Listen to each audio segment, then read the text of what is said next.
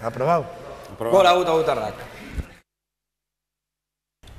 Bueno, hasi ginenean hau lantzen, lehenengo genduen azan pixka pentsatzea, bai tematik aldetik eta bai instrumentalkita nundik jota, nundik ez, pixka zazpi eskalengan pentsatuta. Eta ondorioetako bat izan zen, geure buruari buruz edo gure inguruko kontuei buruz berba egin behar genduela. Eta hori apur bat abarkatzeko kontzeptu baten bila, guta gutarrak atera zen, eta pentsatu genuen egokia dela, hor labur biltzen dalako apur bat, gutako bakoitzaren baitan hainbat gutar dagoela, ez daukagola nortasun bakar bat, eta horrek agertu nahi genituelako, eta baita aldi berean, gutako bakoitza gutarren arteko bat delako, eta horregatik daude kartelean adibidez, gure referentzia izan daitezken, ez dakit, pentsalari, bertsolari, politikari, edo gure familiako batzuk, eta abar.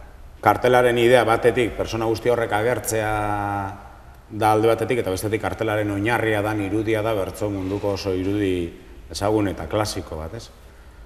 Eta orduan joku bikoitz hori da, gure emanaldia bera dana neurri baten, ez? Bertso mundua bere horretan, gehi musikaz eta kontzeptuz gure bizitzan jasotzen joan garen gauzez. Ia kantu guztietan, ez denetan, baina hitzak egin ditugu lehenengo, eta gero hori egokitutako doinuak sortu ditu Josuk, eta baita ere, instrumentazio aldetik ez izateko gauza jantziegia edo, Oraingo honetan, melodiak egiteko ja momentutik eta ja pentsatuz banda txiki batentzako helburua dala musikaren bitartez ez estaltzea bertsua. Nik uste dut saiatu egin garela kantu ez hain ritmikoak sortzen, baizik eta agian melodikoagoak, eta horrela nik uste dut emaitza izan dela edo dala kanta batzuk defenditu aldiranak a capella inkluso, berez melodikoki ja mantendu aldiranak.